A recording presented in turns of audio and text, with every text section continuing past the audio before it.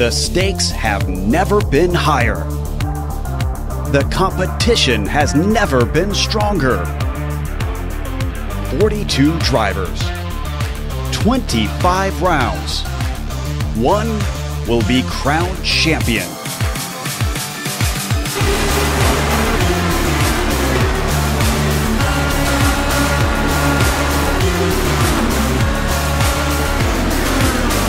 Competition, commitment, excitement. This is Lionheart. Tune in Wednesday nights on the iRacing Esports Network to watch the cars and stars of Lionheart, the Lionheart IndyCar Series presented by First Medical Equipment.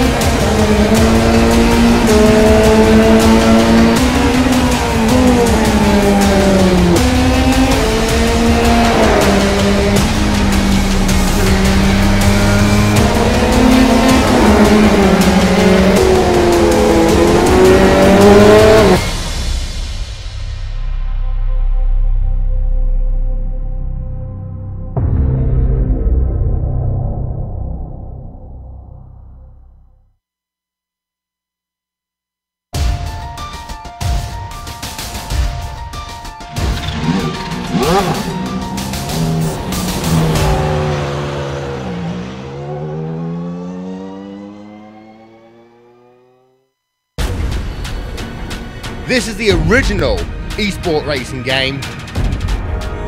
This is iRacing.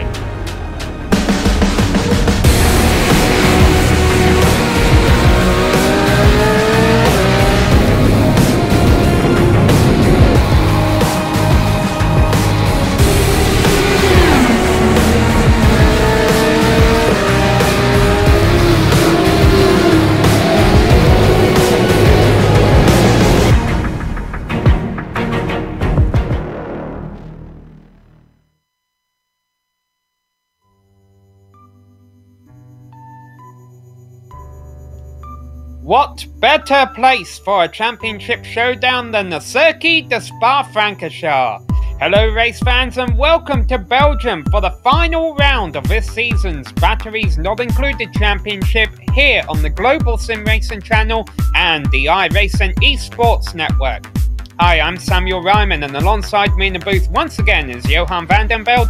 Behind the scenes, our director, he's been doing it all season long. It is the good old Sean Ambrose using camera sets provided by our camera guru, Dougie Beard. This is a popular racetrack for not only Grand Prix fans, but drivers as well. Johan, why don't you tell us why that is? Oh man, Sam, there's so many reasons for that, but if I had to make a guess, it's probably because Spa allows drivers to relive the good olden days. It's a phenomenal racetrack with everything you could desire: blindingly fast corners, incredible height elevation, good overtaking opportunities, and a bunch of weather gods that like to throw all seasons into one day. Now all this started almost 100 years ago when Spa-Francorchamps was used for the first time as a racetrack. In 1921 the old public roads between the towns of Francorchamps, Malmedy and Staffelo were used for the first race in the Ardennes forest. Now this debut race was actually very unpopular, with only one participating driver signing up for the event, and that resulted in the race being cancelled. But after this, Spa quickly won a place in hearts of racing drivers' events alike.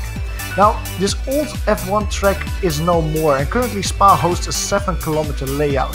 And even though the length has shrunken, it is still a track to be feared, with corners like Eau Rouge, Pohon and Blanchimont demanding respect from all drivers that visit here. It is an incredible experience to not only visit this place, but to drive here as well, and I completely agree with you, Sam, that there's probably not a better place for a season finale. So before we see where things stand in quali, let's see how this track looks like from on board the FW31 as we take you for a lap around Spa-Francorchamps.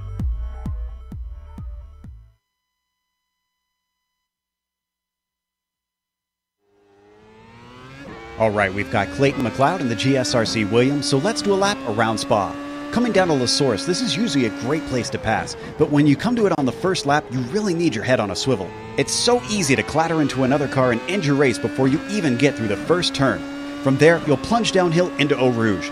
It's easily flat out in the Williams, but it'll be very important to try to scrub off as little speed as possible. Off the top of Radillon, you now fly down the Kemmel Straight. If you can withstand the dirty air, being within the draft of the car ahead will give you a great opportunity to go on the attack. The big issue is with the added speed, you need to make sure not to outbrake yourself into Lecumbe. With the track switching back, it's possible to see successful passes from either side. From there, you come to Malmedy, which needs a little lift to make it through. Then it's back downhill towards Rivage. There might be opportunistic passes that happen here, but the toughest aspect of this corner is its off-camber nature.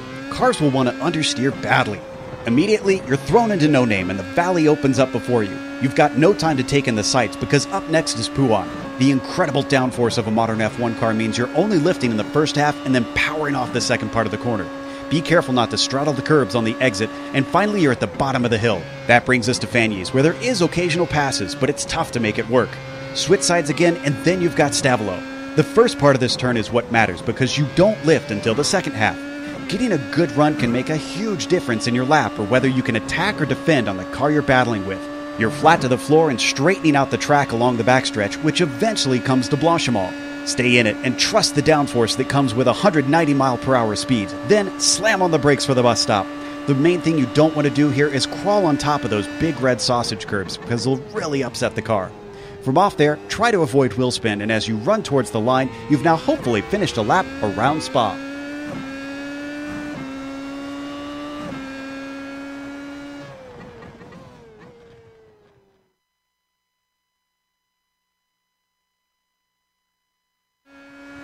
Alright, well that's what one lap is like around here today. We're glad you're here to watch all the action on GSLC and the iRacing Esports Network. I hope you're subscribed to both channels. If you haven't, you've got a bit of time to fix that right now before we go racing. And that wasn't the screen playing up. That black screen meant practice is over and it's time to go qualifying here. The drivers are about to enter a 10-minute qualifying session. They're all going to do one outlap pole before we start seeing the times fall. So while we're waiting for them, let's have a look at our race info today. We'll bring that up for you. This is the final round of the season. Those 4 teardrops there means that there are 4 drop weeks. See, get the pun there? So that means your 8 of your best 12 results will count towards your championship score, and that of course is critical today as we have a few drivers who could walk away as a champion, and they're all here today, by the way. Race length is going to be a 29 lap race. All of these drivers going to have to make one stop, and I expect actually a bit of a narrow pit window today, given that 29 laps is actually quite a long race around here. Grand Prix distance is 44. No incident cap, however, you don't want to rack up too many points via a crash or anything, although you can get away with off tracks around here, and with the high speed nature of this course they can be easy to come by.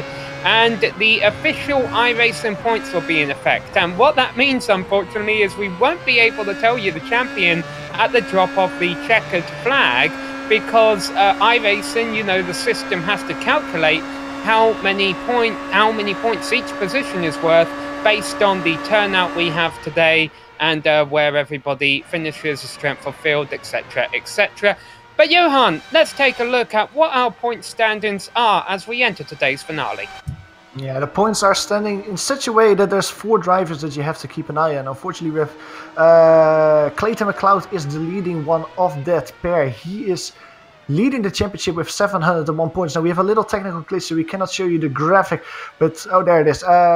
Scott Newton, he is the driver that is currently leading him. He has 648 points. Now, just remember that. That means that he is 53 points behind Clayton McLeod. We have 19 drivers today with a strength of field of around 2,500. means that for a victory you will get around 130 points. Just a little update, the graphic that you see on screen is not correct. It is Scott Newton that's currently sitting in P2. Thomas Seeger is the driver sitting in P3. He's around 70 points behind Clayton McLeod. He is still on the championship battle as well. Mark Usher, he is one of the drivers that has not made all races of the season. Only 6 of his races are counted in the points, but he's still in there for the title. Only 85 points behind Clayton McLeod, so that's really the dark horse to watch for. 5th in the standings is Neil M. Andrews. So just to reiterate once more, Sam, the 4 drivers that we are keeping mostly our eye on today are Clayton McLeod, Scott Newton, Thomas Seeger and Mark Usher, because those 4 drivers are in it for the championship title here in the Batteries Not Included Championship. However, Scott Newton is at a disadvantage on the basis that he is not here today. We do have Mark Usher, we do have Thomas Seeger, and we do have Clayton McLeod. We also have a lot of other drivers. Johannes is definitely the biggest field we've seen in a while, and to be expected, to be honest, because the Circuit de Spa-Francorchamps is such a popular racing track. It's going to mean, as you mentioned, a lot of points are going to be awarded to our race winner today, and if history repeats itself, that could very well be Mark Usher, because every time he's shown up this season, he's won. Yeah, and that's one of the things that Clayton McLeod and Thomas Seeger have to keep in mind, because they have already 8 races counting for them in the championship. That means that if they finish today and they actually score more points than the lowest result that accounts this season for them, they will not score the full amount, but basically just the point difference between those 2 races. So the amount of points that Clayton McLeod and Thomas Seeger have will not increase that much.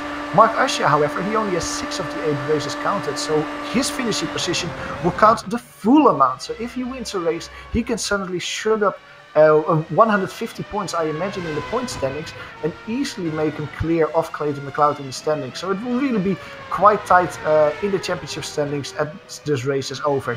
And you can see on screen qualifying is starting with Thomas Seeger. We see him on screen. He is currently our pole sitter. He, of course, is P4 in the championship. P3 in the championship. And that means that he has the advantage here today at Spa-Francorchamps if he can keep that pole position that he currently has. It's going to be tough to do, though. Only 6 cars have so far turned in a lap. We talk about how in a race it doesn't matter if you run off track a few times and pick up incident points, they're not going to count against you. However, here in qualifying it definitely does. iRacing does not count qualifying times on laps where an incident point is scored. Yeah, and that's going to really hurt a lot of these drivers in qualifying. It is a notoriously very difficult track, Spa-Francorchamps, to keep it clean and make sure that you don't get those 1x off-track points that you get from iRacing once you go outside the track and the track limits. You can see a lot of drivers are now putting times on the board. Now we have 12 times on the board. Clayton McLeod, he is the driver in P2. On top of the screen, Thomas Seeger goes quickest with a 147.5. Daniel Sanfilippo brings himself to P2. 15 thousandths of a second quicker than Clayton McLeod, but the gap between P1 and P2 is quite big. Thomas Seeger is leading the field by 0.6 of a second, Sam. And you can see this is an open qualifying session, so all these drivers having to deal with traffic. And honestly, 10 minutes isn't a whole lot of time at this long circuit to get a clean lap in. You're only going to get about 3 or 4 attempts at most, and that could vary based on how much fuel you put on your car. We ride on board the nose of a number 2 machine of Mark Usher here, who has yet to put on the time. He'd like to take that number 1 away from Clayton McLeod. Yeah, absolutely. And one of the things that is happening in this qualifying as well is that there's a lot of drivers that opt in to reset the car after their quick lap. So they have to do another out lap to get ready for the second stint. And that costs you here, well, almost 2 minutes. So there's a lot of time lost by the drivers because they have to do long out laps here before they can set themselves up for a qualifying time. On screen now we see Adrian Rafnes, the Scandinavian driver. He's one of the new faces, if I'm correct. He's currently sitting quite comfortably in P6. That's kind of where he qualified, or where he practiced as well. He was P7 in practice, 1 position up that in qualifying so far. 1:48.3, he's 2/10 behind Clayton McLeod, 3/10 in front of Christian Kabenga. Now, another driver that has just moved himself into the top 3 is Marco Sanfilippo. We heard Danilo Sanfilippo get P2 a little while ago. He's now dropping out to P5, but his last namesake brother is in the top 3. He's currently with a 1:47.7 sitting in P3. Clayton McLeod has increased his lap time as well. He is currently sitting 1/10 behind Thomas Seeger in P2. And that car you see in front of Marco Sanfilippo there, that to be honest has been blinking in and out a little bit, is a big name from last season who we haven't seen a whole lot this year. That is Antonio Ortiz Poveda. Currently his first and only lap time that he's done so far has him 9th on the board. But don't be surprised if we see him jump up a couple more positions. Poveda was very fast last season. It's great to see him back. I just hope his connection can hold up because he's been blinking in and out quite a bit. Yeah, quite a bit. But the thing with Antonio Ortiz Poveda is that it almost seems like he's a little bit rusty here. He was only P9 or P8 in practice. He doesn't seem as comfortable as he was last time when we saw him last season, when he really set the field on fire with some incredible races. Incredible podiums as well. We're still on board with Marco Sanfilippo trying to complete the lap for P3. Now, meanwhile, looking at Mark Usher. Mark Usher is almost finishing his lap. Now, I don't know if this is a flyer, but he is on his... he's coming out of the final chicane. And I hope for him that this is actually a lap that counts, because he still doesn't have a qualifying time. Comes over start-finish, still doesn't have a lap time in the book. So with only 1 minute to go, he only has one opportunity, Sam, to put in a qualifying lap. This is it. Here we go. Let's follow him a lap around, see what Mark Usher can do. Remember, he's got to have a little bit of pressure here because he cannot put the wheel off. If he puts the wheel off, that's it. It's over. He won't be able to set a time at all, and he'll be starting from the back of the field, and that would be very interesting to see indeed, considering the pace he's had this season. Thomas Ziegler and Clayton McLeod, your provisional front row, working his way through lay comms right now is Mark Usher, seeing if he can disrupt that fight up front. You can see the clock there in the top left corner of your screen running down to 0. When it hits 0, it's not over. Drivers who are still out there can turn the lap. Yeah, well, we follow Mark Usher. It's really close up front though. Thomas Seeger with a 47.5. Behind him, P2 with 47.6, 47.7 for P3, and a 47.8 for P4. Basically 1/10 of a second between the top 4 drivers. It really shows that the field once here today at Spa is very competitive. P5 as well, Adrian Revnes doing a 48.0. So the top 5 of the grid today is only separated by half a second. Let's see if Mark Usher can join in that battle. He's coming out of Stavolo now. He has a good run, it seems so. Seems like it so far. He has 1 real corner to go, the bus stop chicane, and then we will see if he can put a time on the board. Well, I haven't seen him run off so far. He hasn't ran into any traffic. It's just going to come down to a matter of how good was his lap. It's going to count, that's for sure. Checkered flag is out, but there's still time on the board. Will spin out of a final corner. How much will that cost him? Maybe a little bit. He can only go 4th, and had he been 0.02 of a second faster, he would have been 3rd. A lot of other drivers are coming across the line now. Antonio Ortiz Poveda, he actually spins it on the last corner. That will mean that the Spaniard will not improve from P13. I think that's all the drivers out there. Yeah. All right, let's go ahead and have a look at our starting grid because it is the biggest one we have had in a while. On the front row is Thomas Ziegler ahead of Clayton McLeod. 2 drivers very much in the hunt for the championship title. Marco Sanfilippo will be starting 3rd, and then Mark Usher, we just watched his lap, he'll be starting 4th. What about Alexei Heinonen? A name that you should be familiar with, not necessarily in this series. I don't think he's had a lot of starts in Valerie's not included, at least not recently, but showing he is as fast as ever there in 5th place, only 0.3 off a pole. Behind him, Adrian Revnes will be starting from 6th place. Danilo Sanfilippo will be down in 7th ahead of Thomas Knoll. And then another returning name, this driver always fast when he comes, is Christian Kabenga down in 9th place ahead of Ray Griffian, rounding out the top 10. Marcus Gestel is the first driver outside of that. He will start the race in P11, just in front of Tommy Mika on Hola. That's the driver that we just saw in Lotus 49 race. He had a great run there. Let's see if he can do it as well in this modern Formula 1 cars. Antonio Ortiz Poveda, the great name, the big name. He starts on the inside of row 7, just in front of Ignacio Pineno. Rick Miller starts race in P15, just before David M. Meek in P16. Chris Bean starts on the inside of row 9. He's being flanked by Manuel Gomez Esteban, the last driver on the grid. The only driver without a qualifying time is Andrew Desson. They're starting this race in P19. All right, Johan, what do 1998, 2012 and 2018 all mean to you?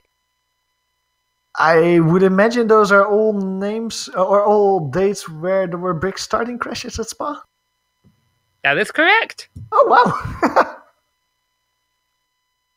Yeah, so for those of you who haven't watched the Grand Prix race at Spa before, the first corner is La Source. And that can be very tricky indeed. It is a place where we commonly see multi-car incidents. Now, hopefully, these drivers won't run into that issue. However, if you're a pessimist, Johan, you could say it might be likely, considering this is the biggest field we have had in several rounds. I'm an incredible optimist. I'm pretty sure that everything will go well. It's, of course, a long race. The drivers know that 29 laps. You don't win it in the first corner. You can only lose it there. Well, the driver with the best view of the first corner right now is Thomas Ziegler, and even though his spot might be off of a racing line, he gets to start on the inside, which of course is critical for that opening hairpin corner that goes to the right.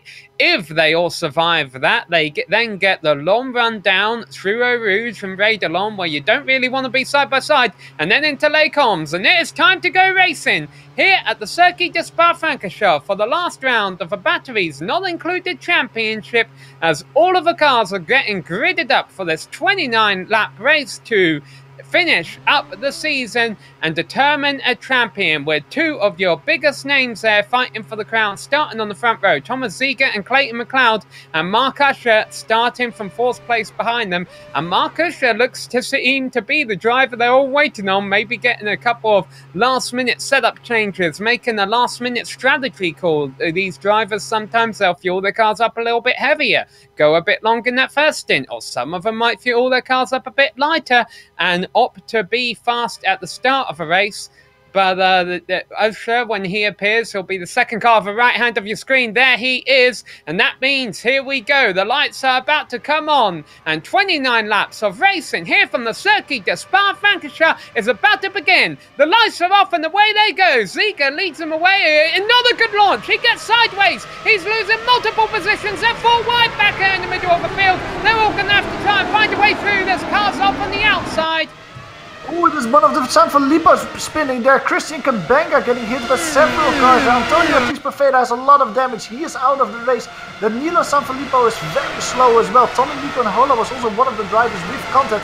He had a blistering start at the beginning of the race, but as they reach Camel Straight, there's Mark Usher on the outside of Marco Sanfilippo, making moves to P2. Our leader, however, is the Canadian, the lead organizer Clayton McLeod, defending the title, defending his position, because this battle between Clayton McLeod and Mark Usher is not only for the lead of the race, it is for the title of the Batteries Not Included Championship.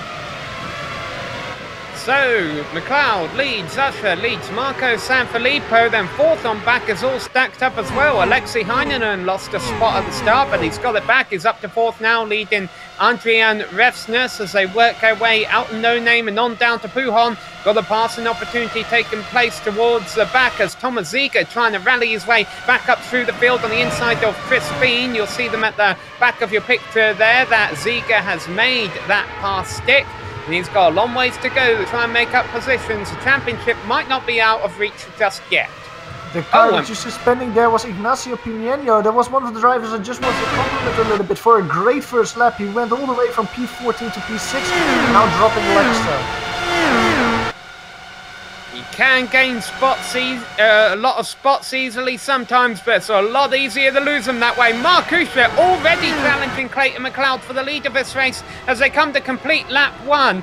McLeod started second, up to first. Usher started fourth, up to second. He wants first. Is he going to try and take a look on the inside down here into La Source? I doubt it, but he does poke his nose out there. A much better passing opportunity is coming now down the long straight. Clayton McLeod, though, gets a wide exit, but Mark Usher just biding his time. He knows if he can get a good run out of Radilon, he can make a much easier pass attempt down into Les Comps. Out of La Source, Mark Usher had a horrible wobble there, almost lost his car. Great car control from the UK&I driver. He has a great run out of Radilon. Clayton McLeod is defending the inside. That's the best line that you can take. Mark Usher is forced to take the outside. He doesn't have the overdrive though there, Sam. He completely stalls once he gets out of the draft. You can see Clayton McLeod just brakes slightly later for the corner. That extra top speed the Canadian has pays dividends here at Spa because Mark Usher cannot find his way past on Camel Straight. Now I'm having half an eye on Marco Sanfilippo. He's the driver in P3. He's not that far away from this battling pair, but I think that if Clayton McLeod and Mark Usher keep fighting the way they're doing, Marco Sanfilippo will join them very soon. Change for fourth place has taken place. Adrian Revsness has gotten by Alexei Heinonen and gotten that spot back. But we keep our eyes up here towards the front as well, because now that Usher knows what Clayton McLeod is made of down the straights, he might change his attacking strategy, if you will. Although it's going to be it's a lot harder to get around in the infield portion here than it is on the high-speed straights. Now, Clayton McLeod, he doesn't keep his setup secret if he is running low downforce. Everyone else has access to his setup. He shares them on the forums. He shares them in the sim, even once the session has started. And right now, though, Mark Usher gets another run. Can he make something happen in the bus stop? It doesn't look like it's going to happen this time around, but still, we're only 2 laps into this 29-lap race. A great battling that you can see between Clayton McLeod and Mark Usher. I would dare to guess that Mark Usher at this point of the race is just a little bit quicker than the Canadian. But Clayton McLeod is just very decent, very good at defending at this point of the race. Every time that Usher has a good run, he just knows how to position his car to make sure that the UK&I driver doesn't find his way past. Now we're on board with Mark Usher now.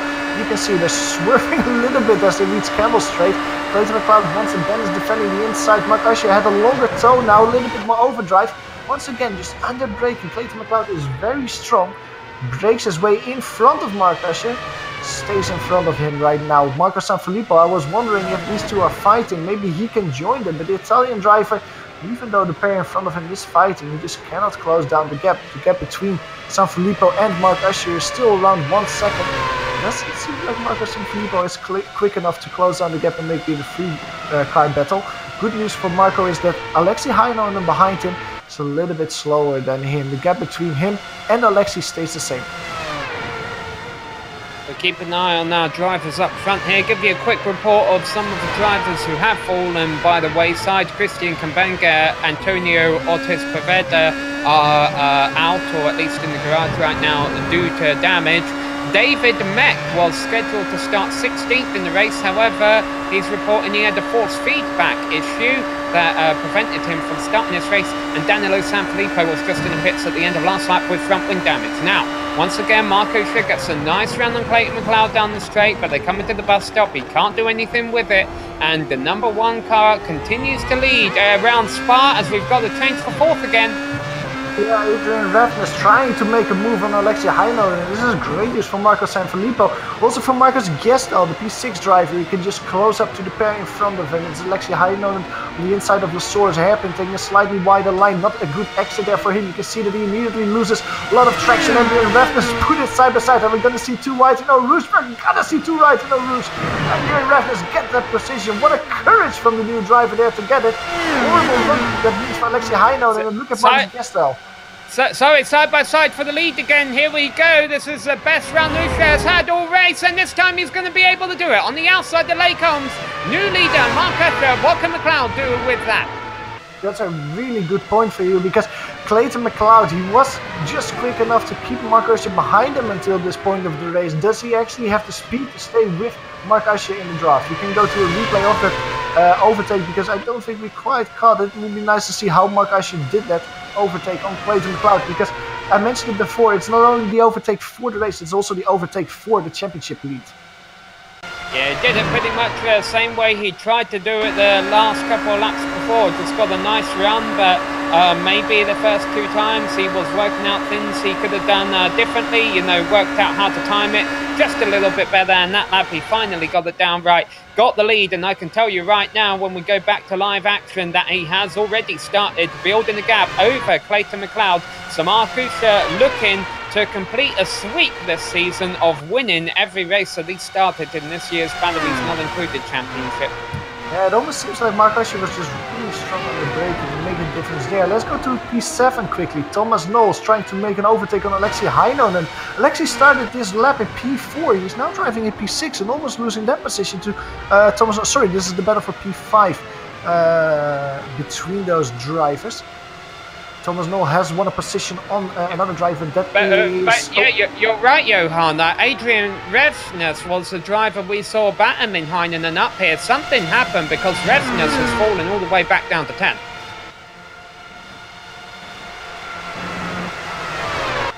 Yeah, Adrian Revsnes actually went around in Lacombe last time around. He didn't have any damage, just lost it on his own. He lost a lot of positions with that, went all the way from P5 to P10. Now, Tommy Mikon Hola is one of the drivers with a great run on Camel Straight, side by side with Ray Griffioen. This is the P8 driver. Tommy Mikon Hola on the inside. Great move from the Finn there on the inside, braking slightly later, moves himself up one position. That's the Finn P8. Yeah, that wasn't the battle we were watching. We were watching Alexei Heinonen defend against Thomas Knoll there. But yes, as you mentioned, Tommy Mikhail Unhola has picked off a position from Ray Griffioen, so he's now in 8th. But whatever happened last lap, it really shuffled up the order in the top 10 there, Johan. The driver who's came out best of it is the driver in 4th place. That's Marcus Gresdal. He started 11th. He has somehow navigated his way through. Oh, and as I say that, he spins, he slides, he goes from 11th to 4th, and now he's fallen back again, almost backs onto the racing line, and now he is back down, probably going to fall back to 11th, unfortunately. Well, let's stay a little bit with him, because he's right in the battle with Adrian Revsnes and Reed Miller. Reed Miller doesn't know what's happening with him. He suddenly has 2 of the quickest drivers all race suddenly behind him as they reach Blanchimont. We can go to see what happened with Marcus Gestal very soon, because I think there's an overtake waiting to happen here as Adrian Revsnes almost hits the rear of Marcus Gestal there in Blanchimont. That's not a corner where you want to hit each other. Ask Luciano Brutti what's happened there as Marcus Gestal lunges on the inside of Reed Miller. He cannot make the pass there, and that means that he has a horrible run through the bus stop chicane. It is the car behind Adrian Revsnes was the best run. It is Reed Miller with the worst run, as you can see on the outside. He gets overtaken by Marcus Gestal there. Adrian now has the inside, also finds his way by Reed Miller. No, he can't. Reed Miller on the outside of La Source has a great run out of the corner, side by side with Marcus Gestal as they reach Rouge. No, they think the better of it. Single file as they reach Stradion, Sam. Alexei Heinonen has just passed Thomas Knoll for 4th place down the Kemmel Straight, but this battle is much more interesting. It's a 3-way fight, and it's getting very close, very dicey, very aggressive. 190 miles an hour. Marcus Gresdal not leaving Reed Miller. A whole lot of room on the outside there. Marcus Gresdal gets the pass complete. Now, Rivage is a potential passing opportunity, and they're going to go side by side. That's not the way you do it, though, with Revsnes going out into the gravel. All right, let's go back real quick while things calm down for a hot second, and I don't think it's going to be much longer than that. Maybe we can get a replay of exactly what happened to Marcus Gresdal that put them back here. He's lit his tyres up coming out of Fagnes here, Johan, and something we haven't mentioned at all during this broadcast is the track temperature is extremely hot, and that might have been why we've seen a couple of mistakes happen recently. Yeah, 38 degrees Celsius, 100 degrees Fahrenheit. And that is, the drivers are probably happy that there's a little bit of cloud cover coming over the track as we speak, cooling down the track. As we go live, we can go to Thomas Seeger. Thomas Seeger is just overtaking Thomas Knoll. That's the battle for P5. Alexei Heinonen is now back to P4 as Thomas Seeger completely outbrakes himself into the bus stop chicane, almost rear ends Alexei Heinonen there. Now Thomas Knoll cannot profit from that. Tommy Mikon Hola is also a part of this fight now. The Finn is driving around at P7. Let's put a little bit of emphasis on Tommy Mikon Hola, because he started in P12, 5 positions gained already, and he has, well, quite a good view on P4. He's really the man on the move.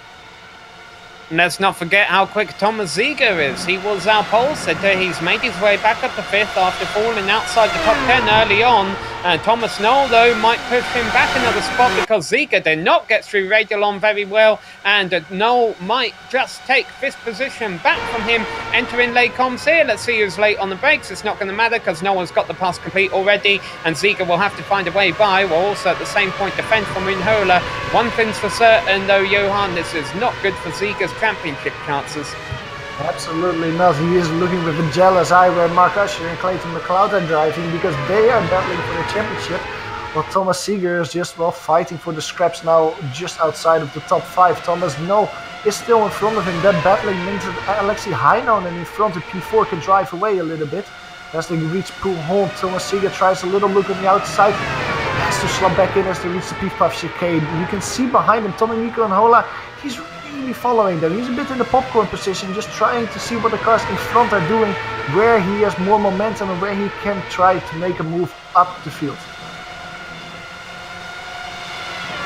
So here we go, Thomas Knoll leading Thomas Ziga and Tommy Mikel Unhola. The battle of the Thomases is once again on, as down the inside through Blanchimont, Thomas Ziga is looking for 5th place. Boy, this was bad timing though. Unhola gets a great round on both of them as they stalled, and Unhola gets into the back of Thomas Knoll there a little bit, entering the bus stop. Hopefully they didn't come out with too much damage as Ziga pulls away.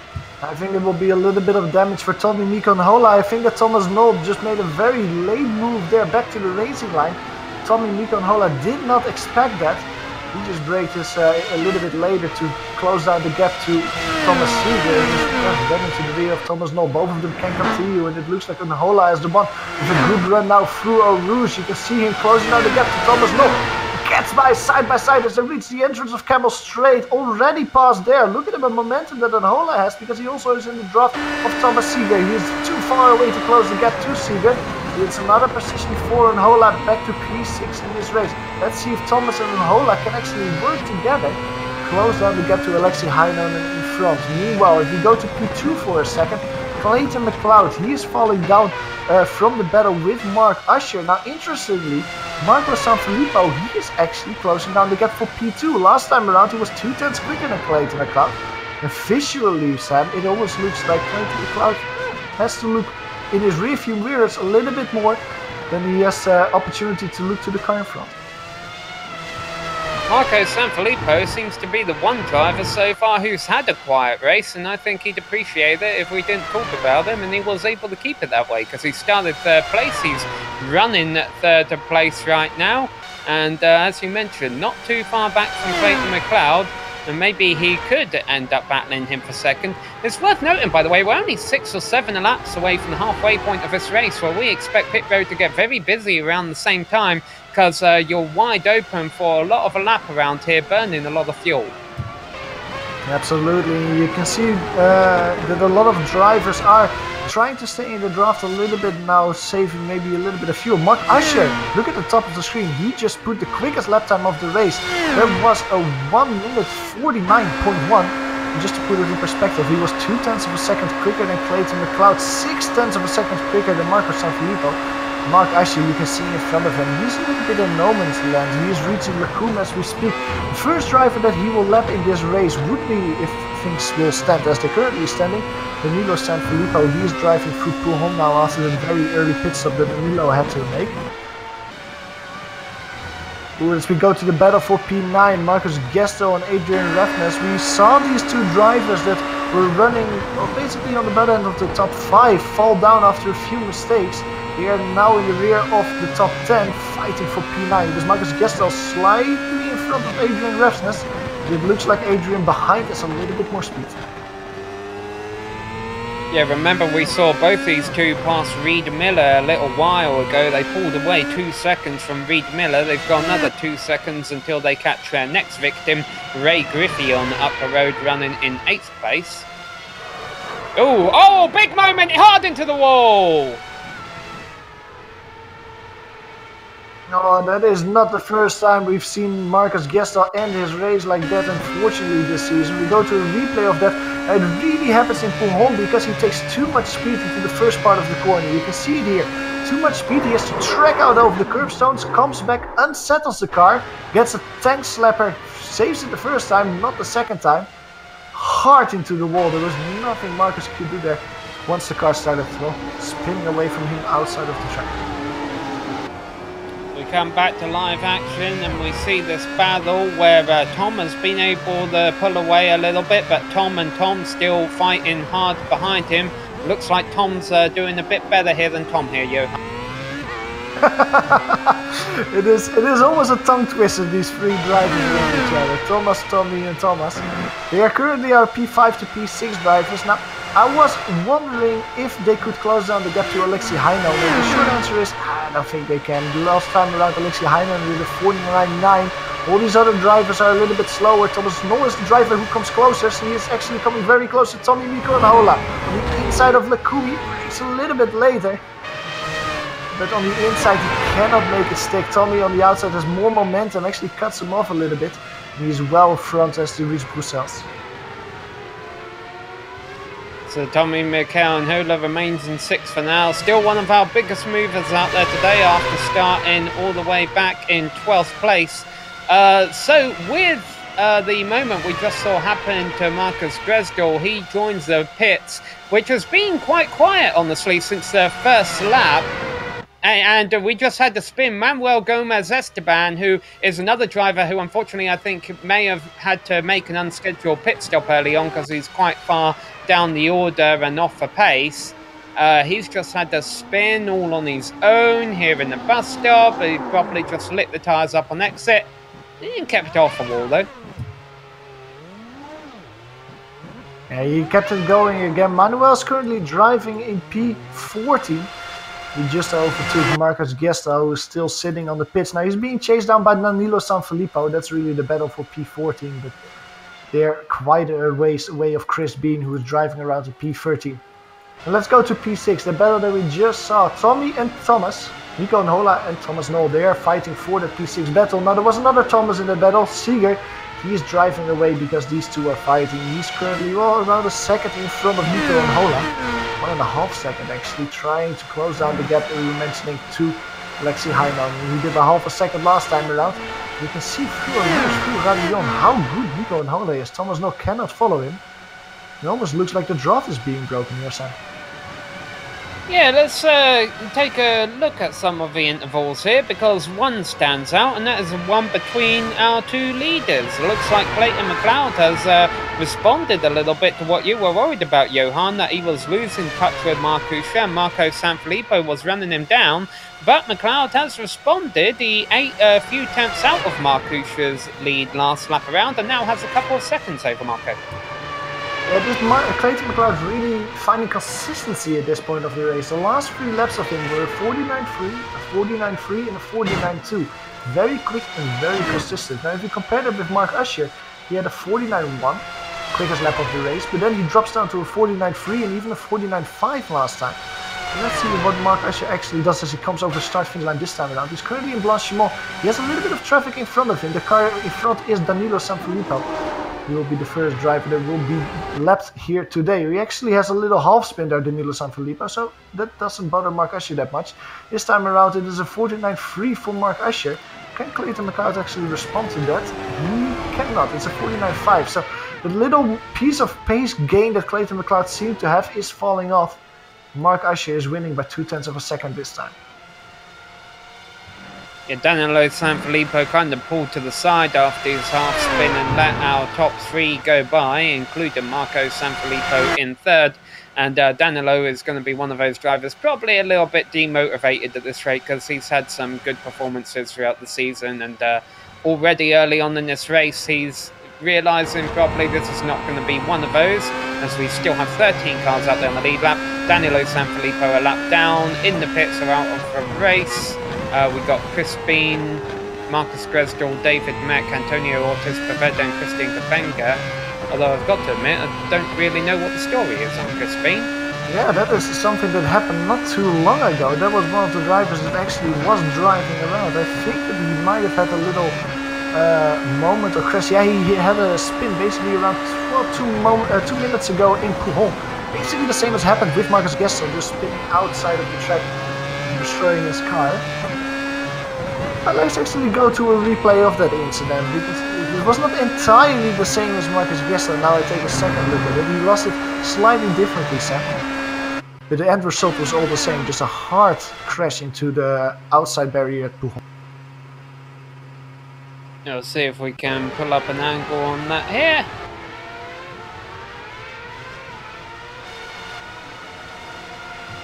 Alright, here we go. Take us through this, Johan. Let's see where he actually is on track. This is in the bus stop chicane. This was actually, I think, a little bit earlier what actually happened to him. This was just a little spin that he had before that. Now he might have actually warmed up his tires, because around half a lap later he had this moment in Puchon where he ended the race. You could see there that he had a little spin. Well, like I said, that might actually have been a part of the track temperature that we mentioned before. It has increased 2 degrees Celsius to 41 degrees Celsius. That spin really doesn't help, as you can see around half a lap later. We don't have to say let's go live to the race, because there's a lot of things happening at the moment, including the battle for P8. Regivium, he's really one of the drivers that's in the middle of a lot of things that is happening at the moment. Last time around he did a 1:52.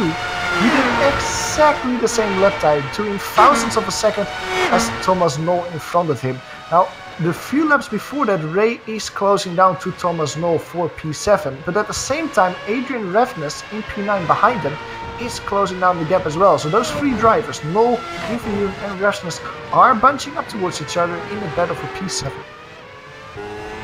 Every driver between 4th to 10th place is only 1 or 2 seconds apart. Any of those battles could go either way based on a mistake or a good lap from a driver. As you mentioned, the closest one right now is Ray in 8th and Adrian in 9th, but that could really change any lap just given the tightness of this field. It's also going to mean that strategy is definitely going to come into play from these drivers 4th to 10th, because there's a lot to be gained and a lot to be lost based on whether you overshoot your pit stall, if you get a good in going into the pits, if you get a good pit exit, or of course if you get a good bad one.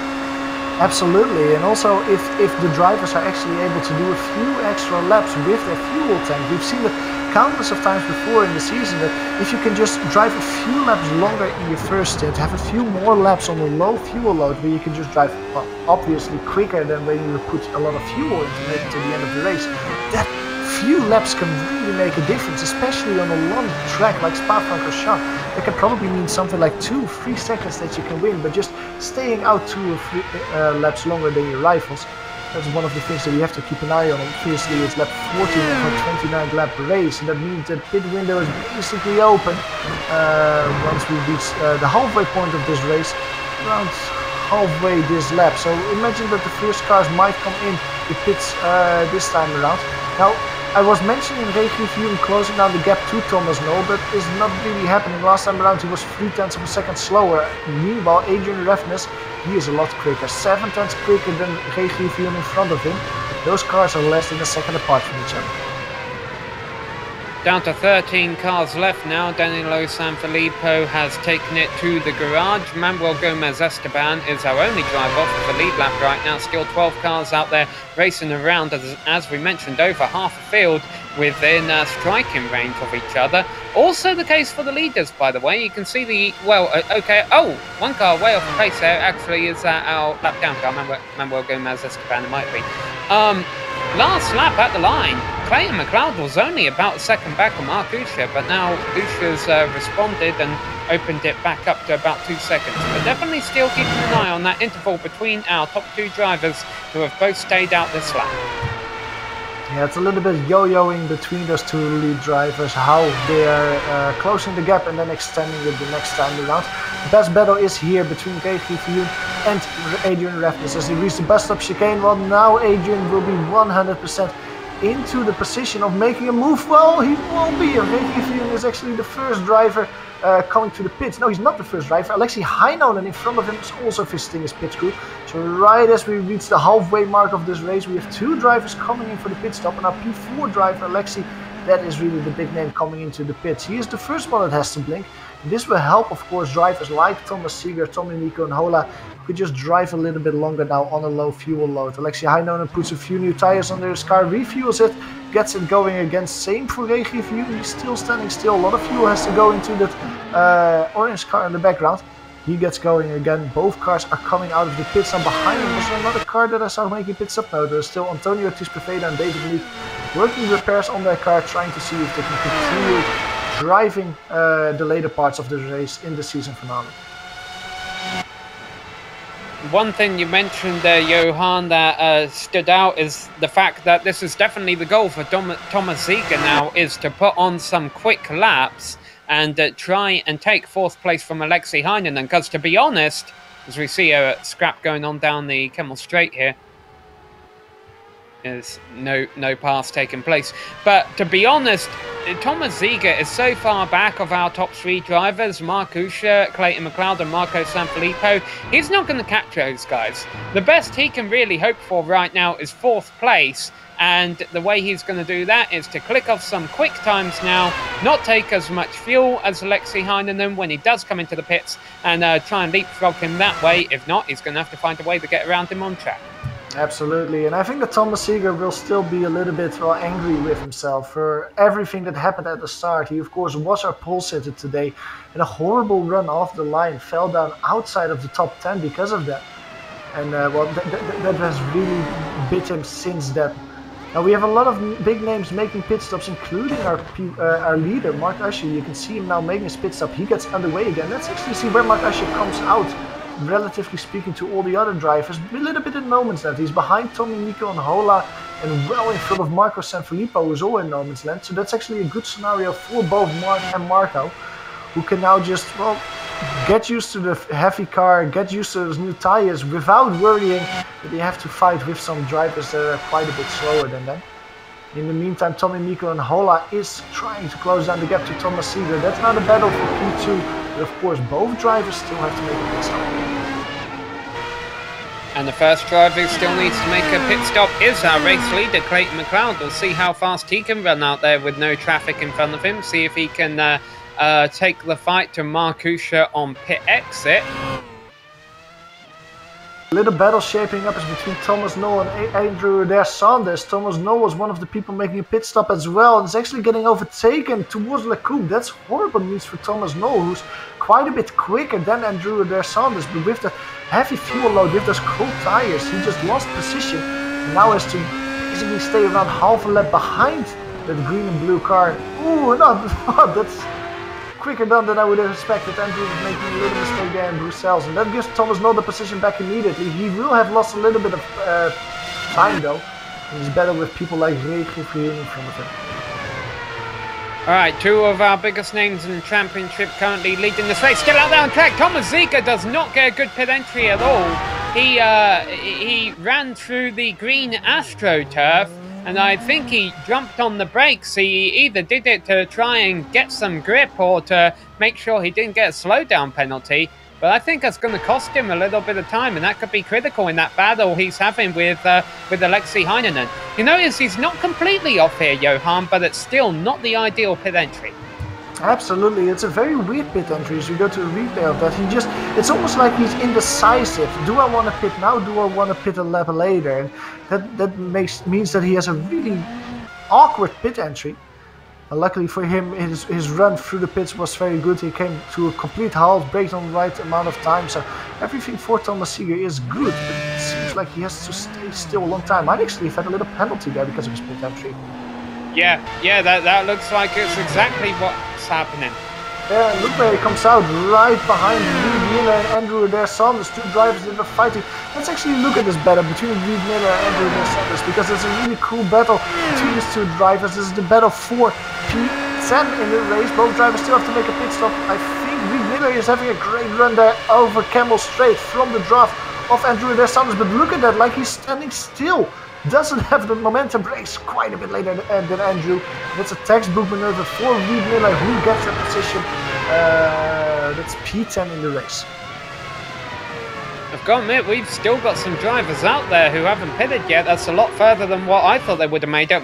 Clayton McLeod finally goes in.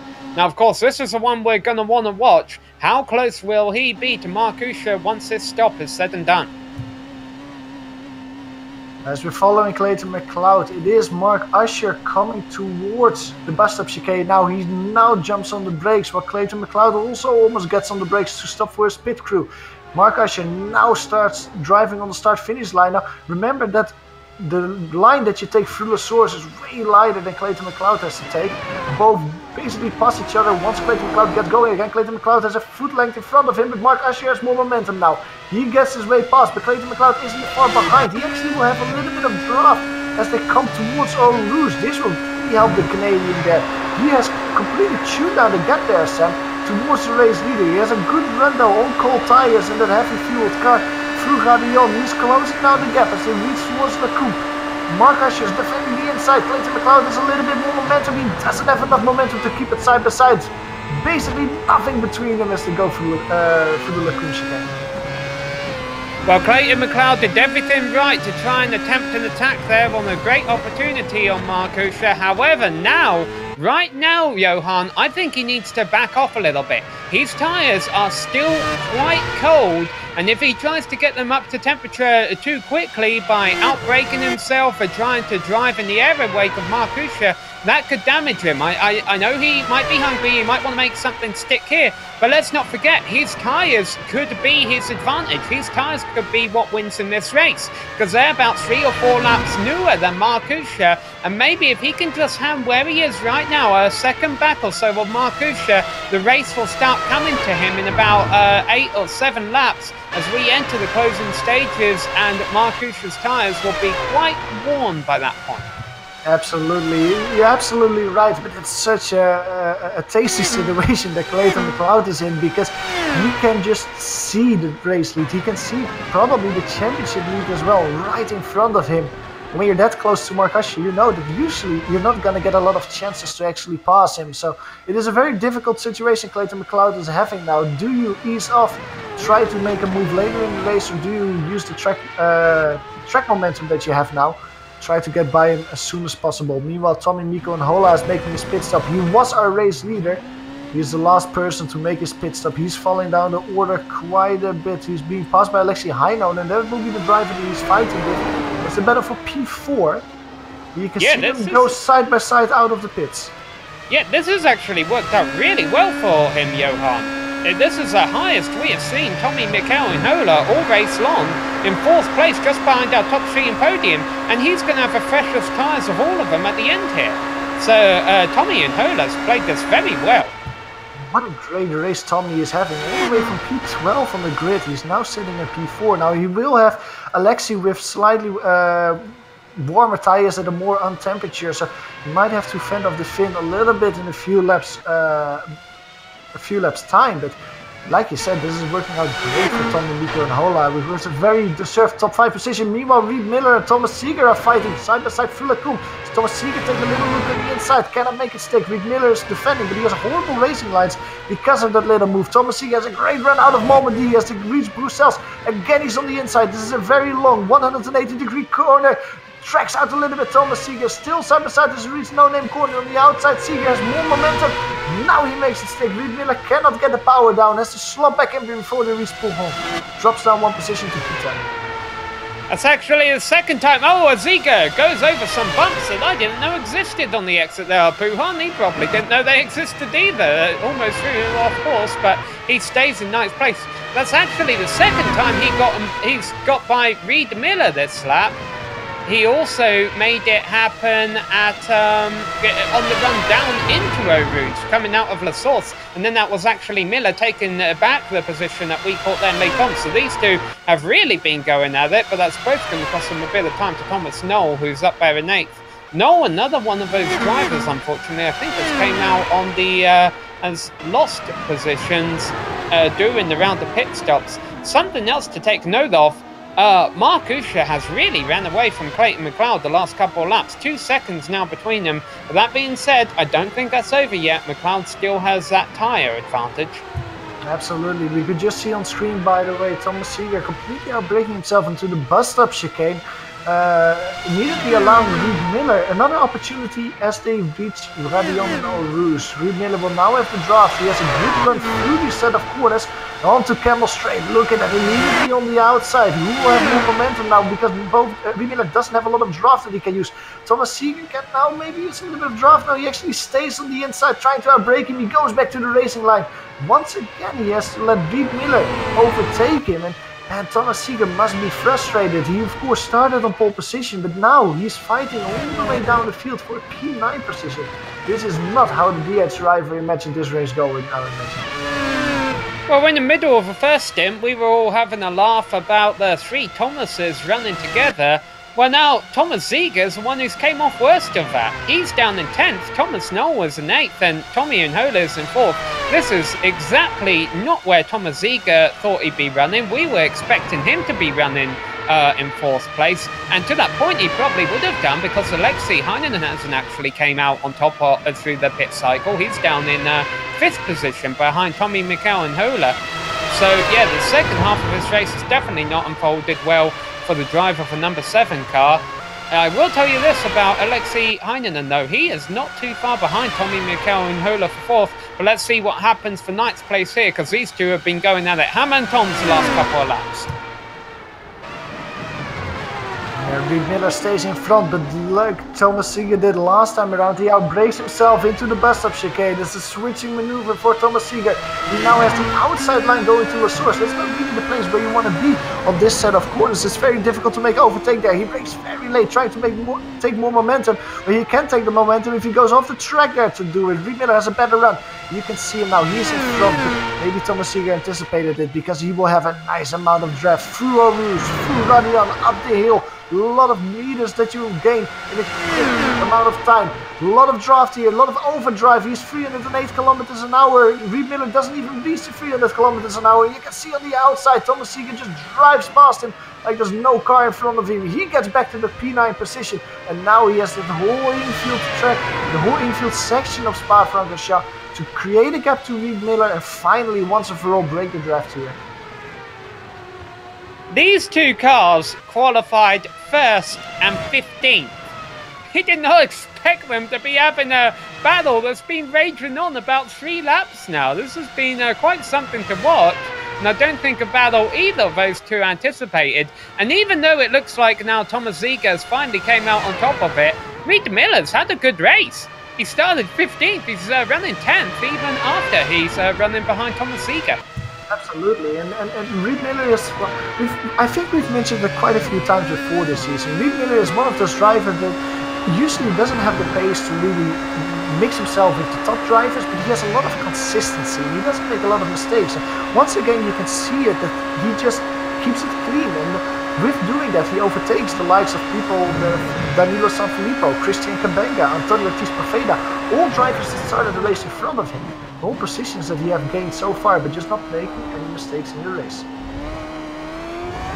Well, you see once again, Thomas Ziegler locked up his tyres going into that final chicane. Reed Miller could still beat Thomas Ziegler at this rate. Basically, if Thomas Ziegler beats himself, less than 8 laps left to go now. 12 cars left in the race. Actually, it might still be 13. 11 cars left on the lead lap. And here's the interval between our 2 leaders. It's a little 1 to 2 seconds. I don't know if this is strategic by Clayton McLeod to be running 2 seconds back, but if it is, I like it. It is certainly playing a game that we cannot see at the moment, or cannot know at the moment. Last time around, however, Clayton McLeod gained once again on Mark Usher, 0.3 of a second with a 49.1 versus a 49.4. Let's see if Clayton McLeod can now, well, basically keep up the pace, keep chewing down the gap towards the car in front, because with 8 laps to go, of course, you don't want to heat up your tires, and the time is ticking. You only have 8 more opportunities over Camel Straight towards the bus stop chicane, so there's not a lot of places anymore as Clayton McLeod takes a little bit of grass there as he reaches the bus stop chicane. We're on board with Mark Ashley, who's still in front. Clayton McLeod, for him, the time is ticking. He has to, well, maybe start thinking about making moves up the grid as soon as possible towards Mark Ashley. Because if he wants to find a way past, he needs to grant himself as many opportunities as he can.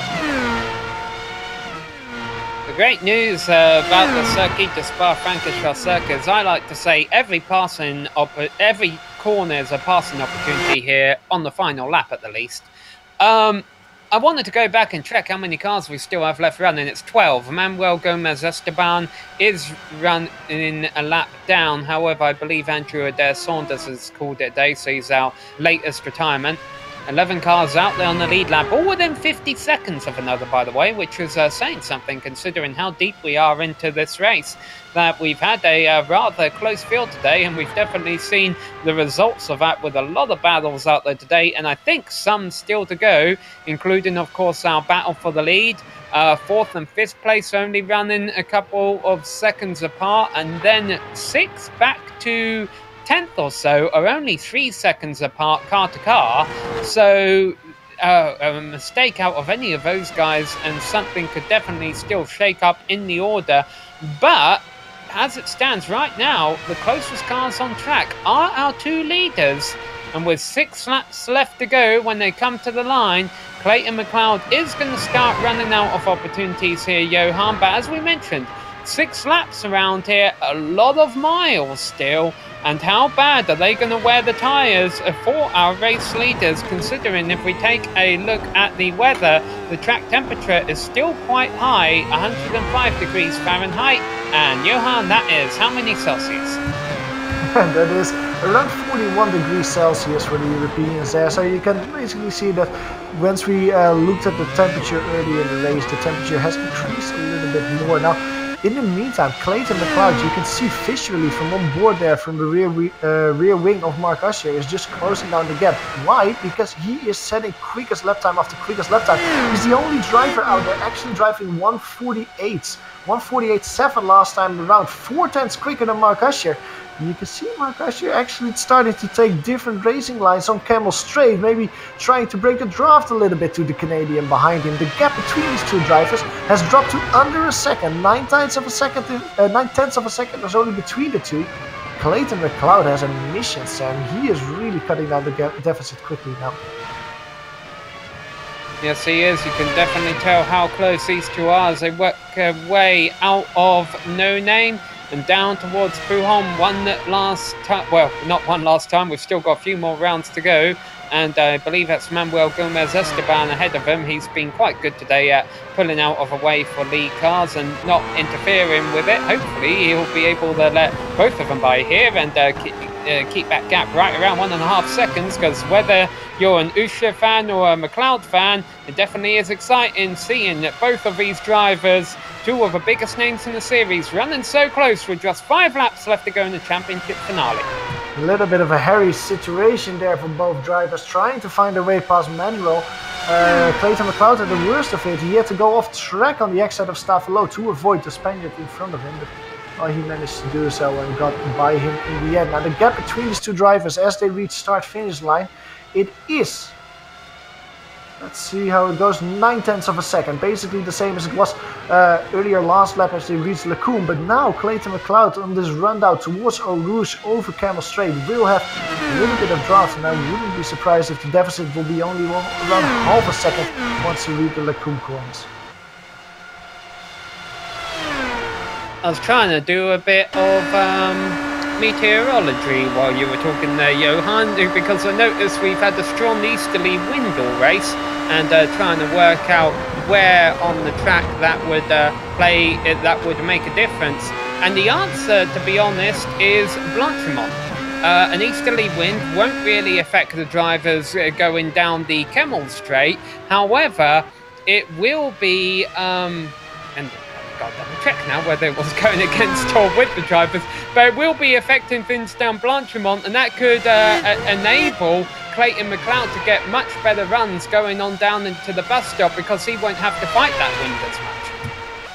That's very interesting, because the wind is quite heavy at the moment, well, medium wind at the moment, 12 kilometers an hour, that's around 8 miles an hour, 8-9 miles an hour.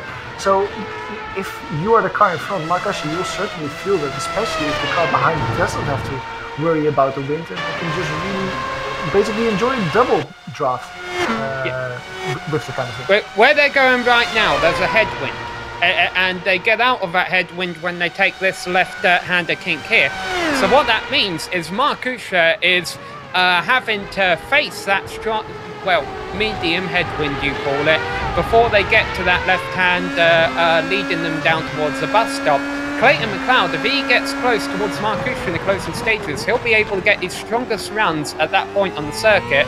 However, he's also able to get strong runs down here, as once again they go towards Eau Rouge. Remember, these are 2009 Formula 1 cars, so there's no curves, no DRS. If McLeod is going to make something happen, he'd have to do it using the regular slipstream. And you see Usher starting to respond to that. He's definitely not on the side of the track. I almost wonder if he is trying to break that slipstream. He is trying to notice McLeod reeling him in and knowing that he's got to do something if he wants to stop the #1 driver from catching right up to him. It's a very interesting battle to see, but let's jump back the grid a little bit. The battle for P6 is heating up. There's a lot of cars close together. Very good for you. Thomas Knoll, Thomas Seeger are all in there in the battle. Adrian Raffness as well. So there's 4 drivers fighting for P6. The closest battle between at the moment is the one between Thomas Seeger and Thomas Knoll. Those are the 2 rear drivers of that group. Thomas Seeger with a great run out of Radion. Has a lot of momentum. Takes a look on the inside of Lacoum, but cannot make it stick. Jumps back into the racing line. Single file through Lacoum, through Mamadi. Doesn't have more, is not close enough, I think, Sam, to try and move here in Brussels. But these 4 drivers really are bunching up to each other. Maybe fueling the orange car is a little bit the cork on the bottle with only 4 more laps to go. Yeah, in the second half of this race, this pack has really lost touch with the top 5. Lexi Heinonen wasn't far ahead of these guys too much, and now he's pulled far and away. He's in 5th place. And this battle between the 2 Thomases, this was a strong one we saw going on earlier on between Thomas Zoll and Thomas Ziege. I believe they switched back and forth a couple of times. They might not be done with 3 laps left to go. Now let's see if that headwind that you were talking about actually plays an effect here. Will probably be most negative for Adrian Raffness and most beneficial for Thomas Seeger, who have a triple draft now.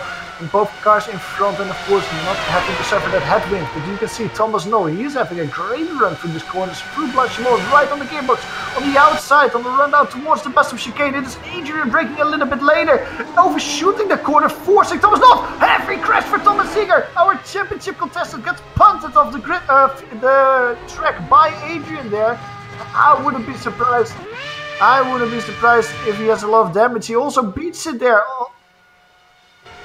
A repeat of what we saw from Scott Newton in Indianapolis, where he kind of get it parked over the curb here, trying to get back on the racetrack. The rear wheels can't grip. The bottom of this car runs so close to the track, it's kind of just sitting there, and boy, almost went up and over. He was going to try and continue, and then he couldn't.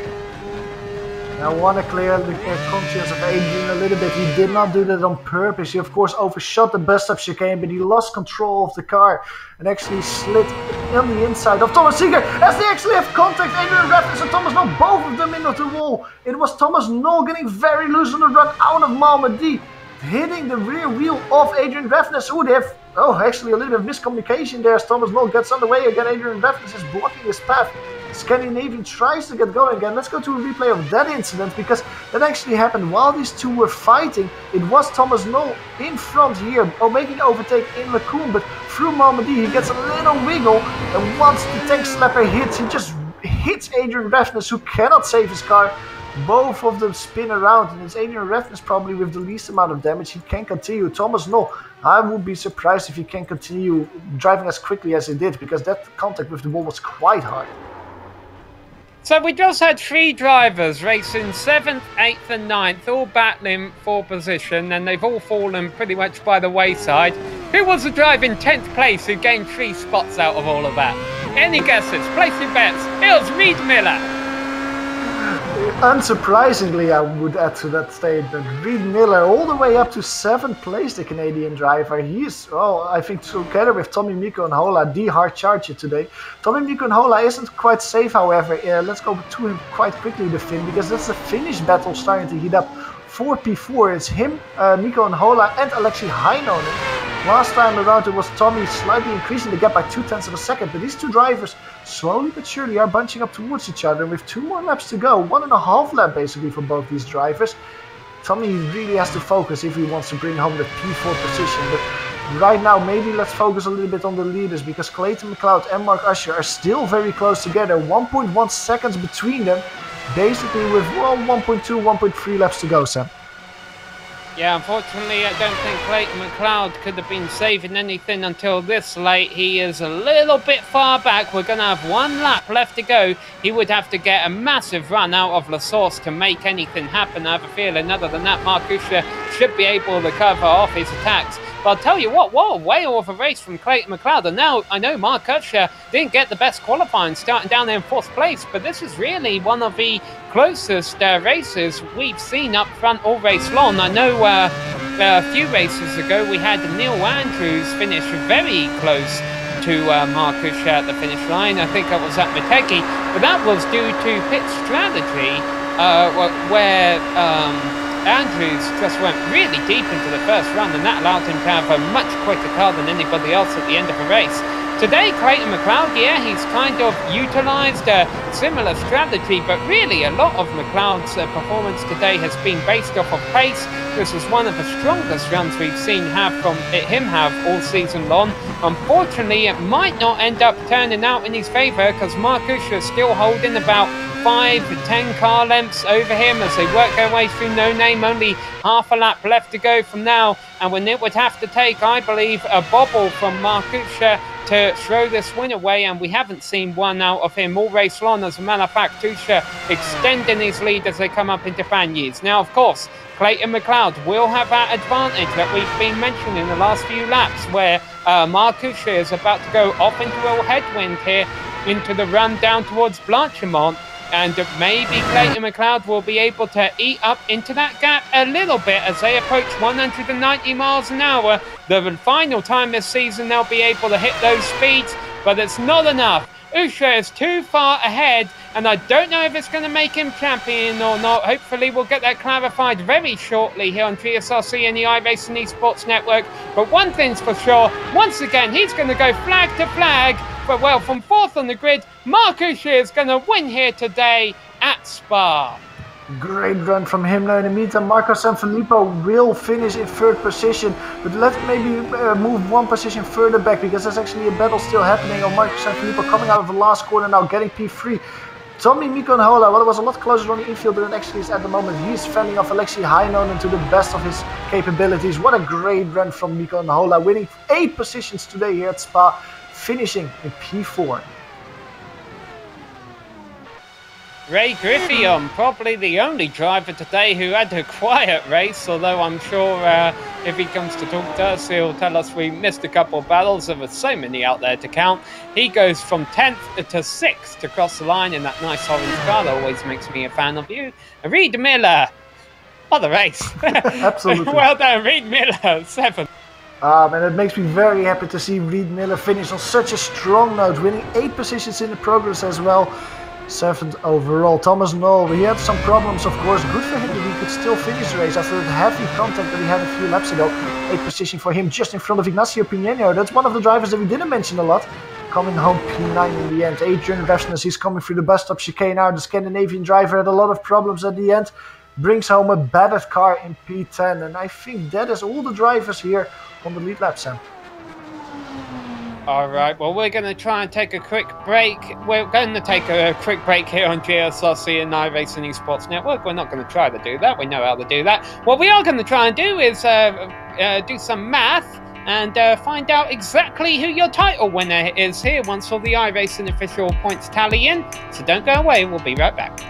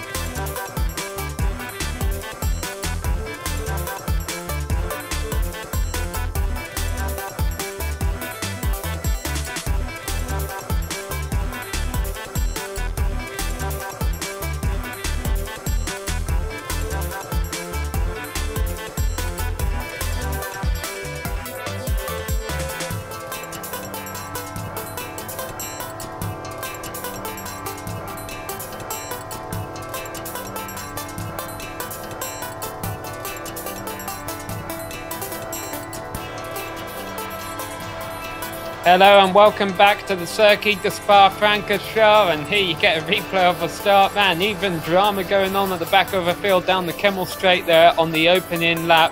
Lots of excitement here today from the Belgian circuit, with 19 cars starting a race and 11 cars making it to the end. The top two separated by just over a second. Let's take a look at the full results now. Mark Usher comes away your race winner again. I mistakenly called him flag to flag over the line. Of course, it may have felt like that by the end of the race, but he did have to work for it, starting fourth back there on the grid. Clayton McLeod in the number one car finishes 1.111 back. The only thing that wasn't won was his position at the end of the race. He comes home in second. Marco Sanfilippo, nice quiet race there in third place for the bronze medal on the podium, ahead of Tommy Mikael-Nhola. We'll have a chat with him in just a moment. He had a whale of a race from 12th to 4th. Alexi Heinonen, he comes home in 5th place where he started. He definitely had an interesting race. Another quiet race back there for Ray Griffey in 6th place, although he did get to move up from 10th to 6th. Reed Miller comes home in 7th, picking his way up 8 spots through the attrition, ahead of Thomas Noel, Ignacio Pineno and Adrian Refsnes, rounding out the top 10 and all the cars on the lead lap. Yeah, the last driver that finished the race actually was Manuel Gomez Esteban, but he did it 2 laps down in 11th position. Thomas Seeger saw his championship hopes and also his race beached in the exit of the bus stop chicane. Hard contact there meant that our pole sitter today didn't go further than P12. Andrew Sanders was also one of the retirements, P13. Danilo Sanfilippo comes home in P14. And then there's a few drivers as well that finished earlier in the race. Chris Bean, Marcus Gestal with that hard contact in Pouhon. David Amick with his technical issues, not a crash, but actually technical issues, meant that he didn't finish the race and is classified in P17. Antonio Ortiz Poveda and Christian Cabenga were 2 drivers that had contact at the start of the race, and they are in P18 and P19 at the end. Alright, we've got a couple of drivers to come here and talk to us yet. None of the championship contenders, but maybe they're still doing some points tallying. Let's talk to Tommy Nhola, because Tommy, what a race, 12th to 4th. Tell us about that one. Yeah, it was a really interesting one. I got really bad qualifying. I actually missed half of it, and I think I got only 2 laps in, and 41 Lotus race ended just hour before this race starts. So both cars are really hard to drive, and it's really hard to come this after 49. So I tried to take it careful and got a really good start, so I kind of forgot that. And there was a gap, but the car moved left when I was beside him, so I was not very happy about that. And I have to move into grass, and I think there was a contact also. I got a bit of damage in some points of race, but after first corners, I noticed I have a bit less downforce than some other guys, so it was kind of easy to pass some cars, but it was really hard race to drive, and but I had lots of fun there. All right, well, our champion, the guy who's going to give us the story on our championship, Clayton McLeod, has just walked in. So, Tommy, I'm not going to keep you too long here, but congrats on the great run. Sorry to hear about the damage, but like I say, it might have played to your advantage there, picked off some spots, because you had some great battles out there. And like I say, 12th to 4th, 1 position shy of a podium. You're going to be back next year? Yeah, that is the plan. So it will be fun, and it was really fun again today. So I'm really looking forward for next year. All right. Well, thanks for coming to talk to us here, Tommy, and we look forward to seeing you next season.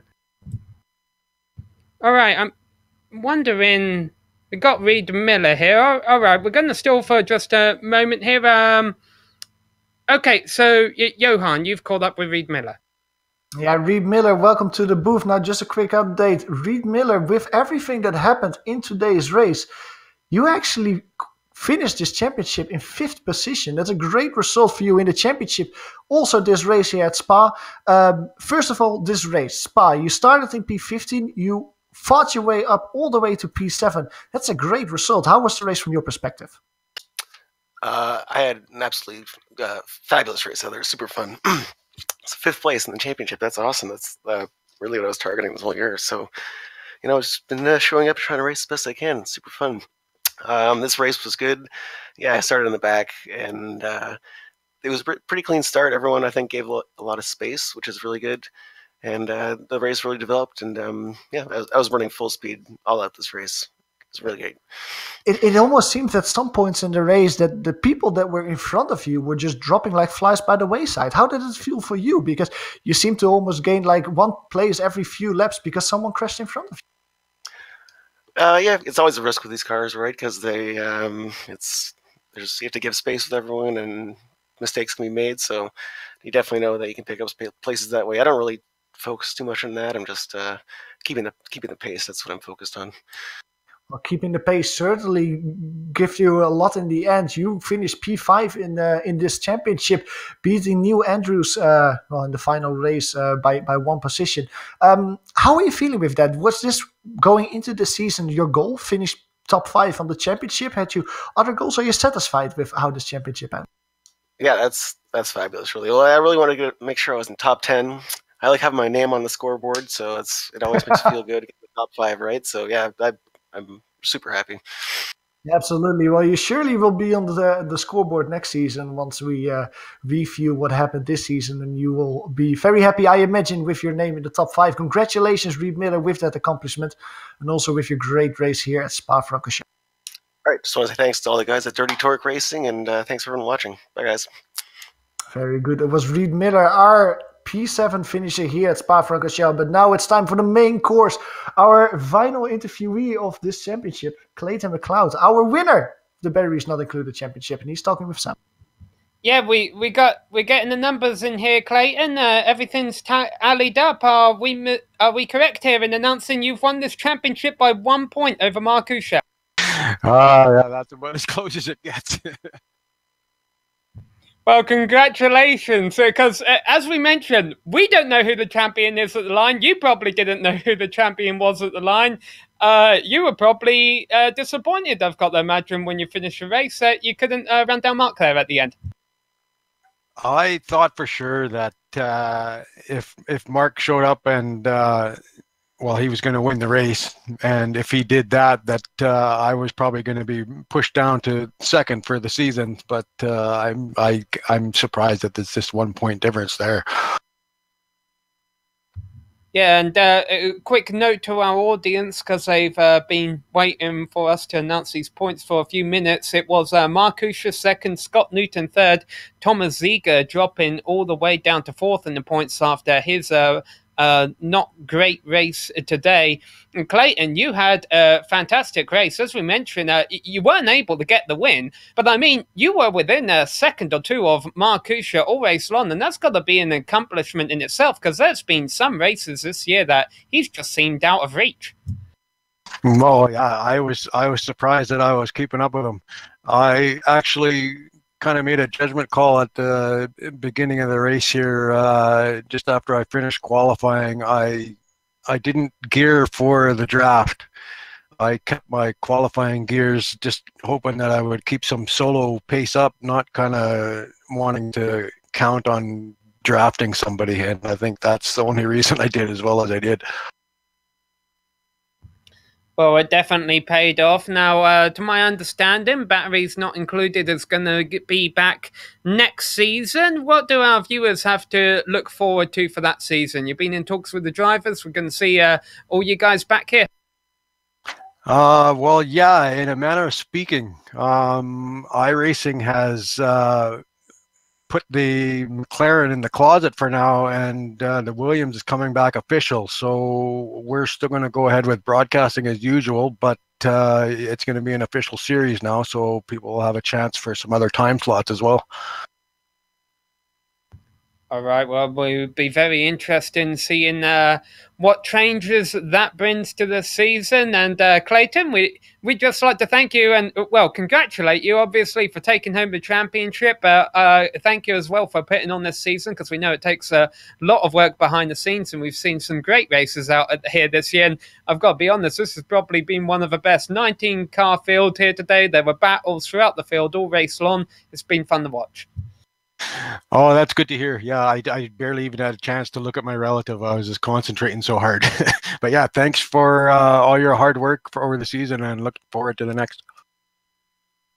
All right, so that was your second place finisher here today. But we mentioned when he crossed the line, he had the number 1 on his car. He finished 1.111 seconds back. He wasn't able to get 1 in the race today, Johan, but he comes home with champion number 1 position by 1 point. I think Clayton McLeod is going to keep that number for next season.